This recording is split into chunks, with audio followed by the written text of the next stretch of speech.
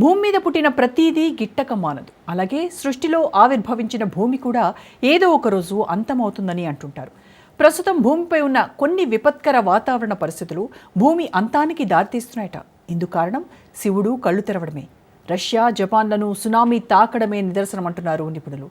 ఇంతకీ పరమేశ్వరుడి ప్రకోపమే ప్రళయానికి సంకేతమా? Tsunami warning ఏం చెప్తోంది? భవిష్యత్తులో నష్టం ఏ స్థాయిలో ఉండబోతోంది? అసలు భూమి ఎప్పుడు అంతమవుతుంది? పరిశోధకులు ఏమంటారు? త్వరలోనే భూమి అంతం కాబోతుందా? శివుడు కళ్ళు తెరవడమే ప్రళయానికి సంకేతమా? Russia, జపాన్ను tsunami తాకడమే ప్రారంభమా? భవిష్య మాలికలో 2025 గురించి ఏముంది? ప్రళయం ఎప్పుడు ఏ రూపంలో వస్తుందో చెప్పలేము. దాని పరిణామాలు చాలా తీవ్రంగా ఉంటాయి. ప్రస్తుతం రష్యా, జపాన్లను భారీ భూకంపం వణికిస్తోంది. రష్యాలోని కమ్చట్కా ద్వీపకల్పంలో 8.8 తీవ్రతతో భారీ భూకంపం సంభవించింది. ఈ క్రమంలోనే రష్యాలోని కమ్చట్కా ద్వీపకల్పంతో పాటు జపాన్కు కూడా సునామీ హెచ్చరికలు జారీ చేశారు. ఈ హెచ్చరికలు చేసిన కొద్దిసేపటికే రష్యా, జపాన్లను సునామీ తాకింది.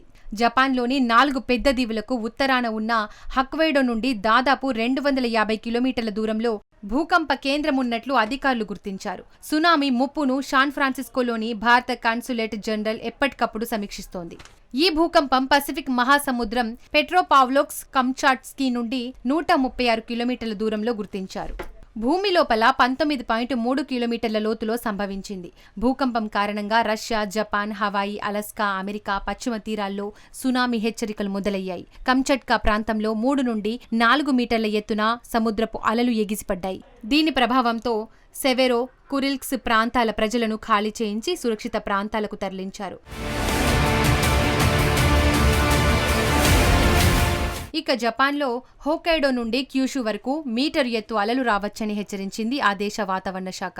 ఈ భూకంప ప్రభావం పశ్చిమ తీరంలోని కాలిఫోర్నియా, ఒరేగాన్, వాషింగ్టన్లలో సునామీ హెచ్చరికలు జారీ అయ్యాయి. పసిఫిక్ రింగ్ ఆఫ్ ఫైర్లో భూశాస్త్రీయ కార్యకలాపాల ఫలితంగా జరిగిందని శాస్త్రవేత్తలు అంచనా వేస్తున్నారు. కామ్స్కీ ప్రాంతంలో విద్యుత్, సెల్ ఫోన్ సేవల్లో అంతరాయాలు ఏర్పడినట్లు వివరించింది.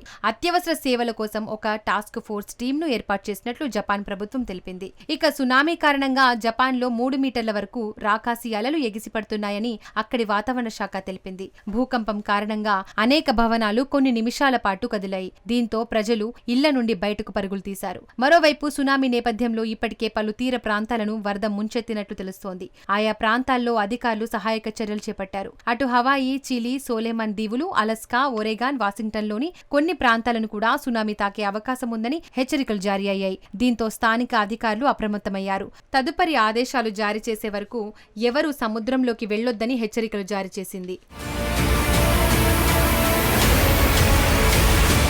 సునామీ దెబ్బకు భారీ తిమింగలాలు తీరానికి కొట్టుకొచ్చిపడ్డాయి. రష్యాలో తూర్పు తీరంలో వచ్చిన భారీ భూకంపం కారణంగా చుట్టుపక్కల దేశాలపై సునామీ అలలు విరుచుకుపడ్డాయి. పసిఫిక్ సముద్రంలో పుట్టుకొచ్చిన సునామీ జపాన్ను కూడా తాకింది. సముద్రంలో కల్లోలం తీవ్రతకు నీటి మధ్యలో ఉండాల్సిన భారీ తిమింగలాలు తీరంలోకి విసిరేసినట్లు పడ్డాయి. జపాన్లోని చించా తీరంలో దృశ్యాలు వైరల్గా మారాయి. మరోవైపు ఇప్పటికే రేడియేషన్ లీకేజీతో సమస్యాత్మకంగా మారిన ఫుకుషిమా డయిచి అణుకేంద్రం నుండి ఉద్యోగులను బయటకు సురక్షిత ప్రదేశాలకు తరలించారు. ఇప్పటికే జపాన్లోని పసిఫిక్ తీరంలో ఉన్న కొన్ని దీవులను సునామీ అలలు చేరుకున్నాయి. టోకచాయ్ పోర్టులో 40 సెంటీమీటర్ల అలలు రాగా, ఏరిమో పట్టణంలో 30 సెంటీమీటర్ల మేర అలలు వచ్చాయి. దీంతో పాటు తోకు, కాంటో ప్రాంతాల్లో కూడా భారీ అలలు కనిపించాయి. హన్సాంకిలో 30 సెంటీమీటర్ల ఎత్తున అలలు వచ్చినట్లు ఎన్హెచ్కే పేర్కొంది. ఇషియోమోకి పోర్టులో 50 సెంటీమీటర్ల అలలు వచ్చాయి.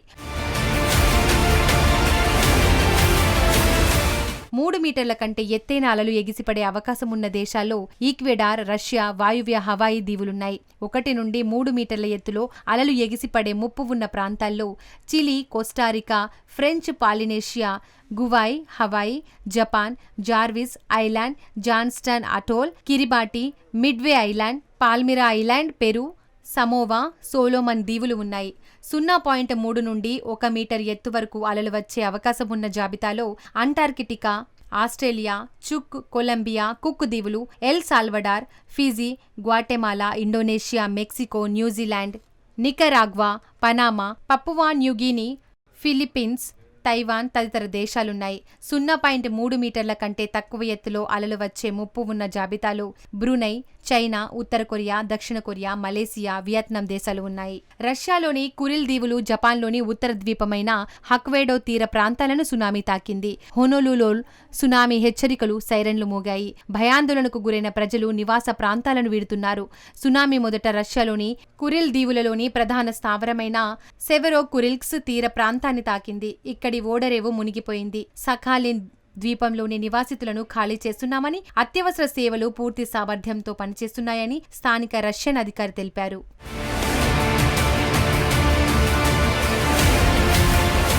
ప్రపంచంలోనే ఈ స్థాయిలో భూకంపం రావడం 2011 తర్వాత మళ్లీ ఇప్పుడే. జపాన్ తీరంలో 2011 మార్చిలో 9.0 తీవ్రతతో వచ్చిన శక్తివంతమైన భూకంపం భారీ సునామీకి కారణమైంది.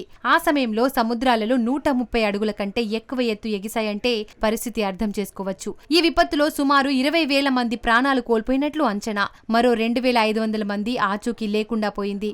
1,20,000 ఇళ్లు పూర్తిగా నాశనం కాగా 2,07,000 నివాసాలు దెబ్బతిన్నట్లు అంతర్జాతీయ నివేదికలు అంచనా వేశాయి. ఫుకుషియా న్యూక్లియర్ ప్లాంట్ కూడా దెబ్బతింది. దీంతో ఆ కేంద్రం తీవ్రంగా దెబ్బతిని భారీగా రేడియేషన్ లీక్ అయింది. దీంతో కొన్నేళ్ల పాటు ఆ ప్రదేశం మొత్తం కలుషితమైంది. దీనిని శుభ్రం చేయడానికి, కలుషితమైన నీటిని శుద్ధి చేసి సముద్రంలోకి విడుదల చేయడానికి సుదీర్ఘ కాలం పట్టింది. ఇప్పటికే అమెరికాలోని పశ్చిమ తీర రాష్ట్రాలతో పాటు న్యూజిలాండ్లో సునామీ హెచ్చరికలు జారీ చేశారు. ప్రజలంతా అప్రమత్తంగా ఉండాలని, తీర ప్రాంతాలకు వెళ్లొద్దని సూచించారు. మరోవైపు తాజా పరిస్థితులపై అమెరికా అధ్యక్షుడు డొనాల్డ్ ట్రంప్ స్పందించారు. పసిఫిక్ మహాసముద్రంలో భారీ భూకంపం కారణంగా హవాయి ప్రాంతానికి సునామీ అలర్ట్ జారీ అయింది. అమెరికాలోని పసిఫిక్ తీర ప్రాంతాలకు ముప్పు పొంచి ఉంది. ప్రజలంతా ధైర్యంగా ఉండండి, సురక్షిత ప్రాంతాలకు తరలి వెళ్లండి, అధికారుల సూచనలను ఎప్పటికప్పుడు పాటించండని ఆ అధ్యక్షుడు సూచించారు. మరోవైపు ఆ పరమశివుడు భోళా శంకరుడు ప్రళయ రుద్రుడిగా మారాడు. ఒళ్లంతా బూడిద పూసుకొని ఎప్పుడూ ధ్యానంలో మునిగిపోయే ఆ పరమాత్ముడు ఇప్పుడు ఈ ప్రపంచాన్ని ముంచేయబోతున్నాడట. అందుకే తన కళ్లను తెరిచాడని అంటున్నారు నిపుణులు. ఆయన కళ్ళు తెరిస్తే చాలు ఈ ప్రపంచమే భస్మమయ్యిపోతుంది. తిరుపతిలోని గాంధీపురంలో రామలింగేశ్వర ఆలయంలోని ఆ శివుడు కళ్ళు తెరిచాడు. ఉదయం పూజల సందర్భంగా కొందరు భక్తులు శివుడు కళ్ళు తెరిచాడని చెప్పారు. ఆ తర్వాత మరికొంతమంది ఈ దృశ్యాన్ని చూశామని చెబుతున్నారు. దీంతో మహాశివుడు కళ్ళు తెరిచాడంటూ చాలా మంది ఇక్కడికి తరలివచ్చారు. శివుడు తన కన్ను తెరిస్తే ప్రళయం తప్పదని పురాణాలు చెబుతున్నాయి. శివుడి 3వ కన్ను తెరుచుకోవడం అంటే సృష్టి అంతమై బ్రహ్మ నశిస్తాడని, శివుడు మాత్రమే మిగిలి ఉంటాడని అర్థం. అయితే హైందవ పురాణ ప్రకారం మహాశివుడు నిత్యం ధ్యానంలో ఉంటాడు. శివుడు కళ్ళు తెరిస్తే భస్యం అయిపోతారని చెబుతారు. అందులోనూ 3వ కన్ను తెరిస్తే లోకం నాశనమవుతుందని కొందరు చెబుతూ ఉంటారు. అలాంటిది శివుడు కళ్ళు తెరవడం అసంభవమని కొందరు చెబుతుంటారు. ఈ క్రమంలోనే భవిష్య మాలిక 2025 గురించి అనేక అంచనాలు వెలుగులోకి వచ్చాయి. ముఖ్యంగా కలియుగం ముగింపు, సత్యయుగం ప్రారంభం, ప్రపంచవ్యాప్త మార్పుల గురించి కొన్ని అంచనాలు ప్రపంచంలో గందరగోళం, 3వ ప్రపంచ యుద్ధం, పర్యావరణ విపత్తులను సూచిస్తాయి. భవిష్య మాలిక ప్రకారం 2025 నాటికి కలియుగం ముగుస్తుందని, సత్యయుగం ప్రారంభమవుతుందని కొంతమంది పండితులు అంచనా వేస్తున్నారు. మార్చి తర్వాత ప్రపంచంలో గందరగోళం మొదలవుతుందని, ప్రపంచ విపత్తులకు దారితీసే సంకేతాలు ఉన్నాయని కొంతమంది అంచనా వేస్తున్నారు. గత 500 మిలియన్ సంవత్సరాల్లో మన గ్రహం లెక్కలేనన్ని పెద్ద విపత్తులను ఎదుర్కొంది. ఈ విపత్తుల సమయంలో భూమిపై ఉన్న 90% జాతులు అంతరించిపోయాయని శాస్త్రవేత్తలు చెబుతుంటారు. ఈ ప్రళయాలు సూపర్ కాంటినెంట్ ఏర్పడడానికి దారితీస్తున్నాయి. రాబోయే 250 మిలియన్ సంవత్సరాల్లో ఖండాలు మళ్లీ కలిసి పంగియా అల్టిమా అనే సూపర్ కాంటినెంట్ గా ఏర్పడతాయని శాస్త్రవేత్తల అంచనా. అలాగే ఇప్పటికే ఎన్నోసార్లు ఇక ఈ ఏడాది మరికొన్ని సంవత్సరాల్లో భూమి అంతమవుతుందన్న వార్తలు వింటూనే ఉన్నాం. కానీ తాజాగా రష్యాలోని ఓ ప్రాంతంలో జరుగుతున్న పరిణామాలు చూస్తుంటే నిజంగానే భూమికి రోజులు దగ్గర పడ్డాయా అన్న అనుమానాలు తలెత్తుతున్నాయి.